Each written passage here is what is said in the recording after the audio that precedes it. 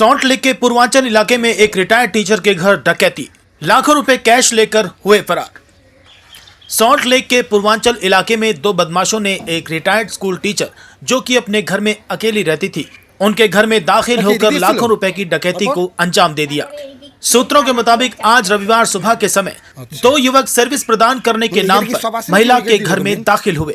महिला ने सोचा कि ये दोनों इंटरनेट सर्विस प्रोवाइड करने वाले लोग थे, मगर कुछ ही देर बाद बदमाशों ने अपने इरादे जाहिर कर दिए और बुजुर्ग महिला को धक्का देकर उनके घर में लूटपाट शुरू कर दी।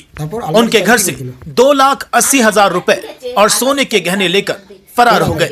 पुलिस ने मामले की जांच शुरू की और बिधाननगर दक्षिण थाने में शिकायत दर्ज कराई गई। बिधाननगर साउथ थाने की पुलिस इस मामले में जांच कर रही है और सीसीटीवी फुटेज की मदद से दोनों बदमाशों को ढूंढने की कोशिश की जा रही है। डकैती, लाखों रुपए कैश लेकर हुए फरार। सॉल्ट लेक के पूर्वांचल इलाके में दो बदमाशों ने एक रिटायर्ड स्कूल टीचर जो कि अपने घर में अकेली रहती थी, उनके घर में दाखिल होकर लाखों रुपए की डकैती को अंजाम दे दिया। सूत्रों के मुताबिक आज रविवार सुबह के समय दो युवक सर्विस प्रदान करने के नाम पर महिला के घर में दाखिल हुए। महिला ने सोचा कि ये दोनों इंटरनेट सर्विस प्रोवाइड करने वाले लोग थे, मगर कुछ ही देर बाद बदमाशों ने अपने इरादे जाहिर कर दिए और बुजुर्ग महिला को धक्का देकर उनके घर में लूटपाट शुरू कर दी। उनके घर से 2,80,000 रुपए और सोने के गहने लेकर फरार हो गए। पुलिस ने मामले की जांच शुरू की और बिधाननगर दक्षिण थाने में शिकायत दर्ज कराई गई। बिधाननगर साउथ थाने की पुलिस इस मामले में जांच कर रही है और सीसीटीवी फुटेज की मदद से दोनों बदमाशों को ढूंढने की कोशिश की जा रही है। গতকাল সকালবেলায় ফোন করলো। ফোন নাম্বারটা আমি পাচ্ছি না কেন, যে আমার ফোনে তো সেভ করা, ফোনটা তো নিয়ে চলে গেছে। বলছে যে আমরা ইন্টারনেটটা দেখতে আসছি। যেই বলেছে আমি ওকে চেনা আমি ওকে দরজা খুলে দিয়েছি। তার পেছু পেছু আর একটা লোক এসেছে, দিয়ে ইন্টারনেটটা ওইখানে ইন্টারনেটটা খুলে বলছে এখান থেকে তো না, ওই ঘরে চলে গেল। আমাকে ঠেলছে কেন, তা ফেলে দিল আমাকে মাটিতে, ওই শোবার ঘরে। দিয়ে একজন গলাটা চিপে ধরলো, ওই যে ছেলেটা এসেছিল, আর একজন এখানে ইঞ্জেকশন দিতে আমি অজ্ঞান হয়ে গেলাম। মিনিট 15 আমি অজ্ঞান হয়েছিলাম, আরো বেশি হতে পারিনি। কেন, আমার একটা মোটা সোয়েটার পরা ছিল, সোয়েটারের উপর দিয়ে করেছে বলে তাই। তা এগুলো জোর করে করে খুলে নিল। প্রায় কত টাকা লুট করেছে? 3.5 লাখ মতো। সোনার গহনা কি ছিল? সোনার গহনা ছিল, এই হাতে একটা বালা ছিল, এই হাতে একটা চুড়ি ছিল, আর গলায় সোনার হার ছিল,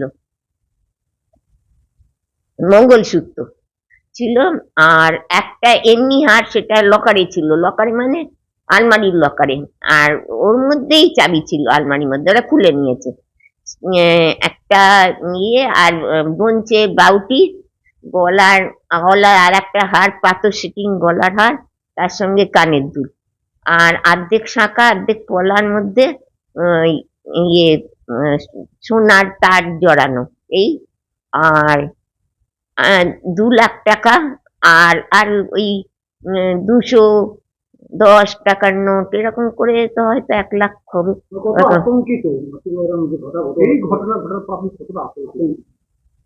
ভীষণ আতঙ্কিত হয়ে গিয়েছিলাম, কিন্তু এত ভিড় করলো, আর এখন আমার কিরকম যেন নিষ্ক্রিয় হয়ে গেছি।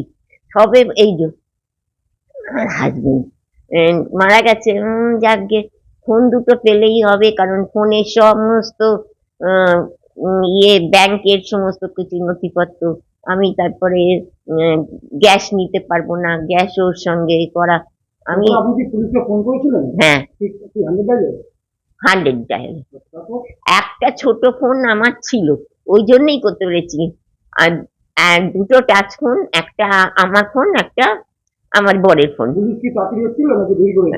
খুব তাড়াতাড়ি এসে গেছে, 5 মিনিটের মধ্যে এসে গেছে পুলিশ, আর আমাকে নিয়ে গেল তারপরে থানাতে। আর দেখলাম থানাটা খুবই কাছে, ওই যেখানে স্টেডিয়াম আছে, স্টেডিয়ামের পাশেই। তো এখন এই যে ঘটনা পুরো পরিচিত আপনার একজন, হ্যাঁ, তো এই ধরনের ঘটনা বৃদ্ধদের কতটা অসুবিধার সম্মুখীন হতে পারে?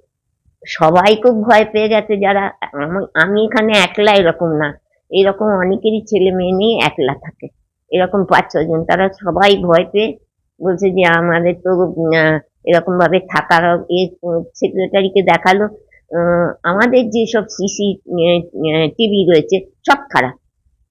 আপনার নাম? আমার নাম ছায়া সেনগুপ্ত।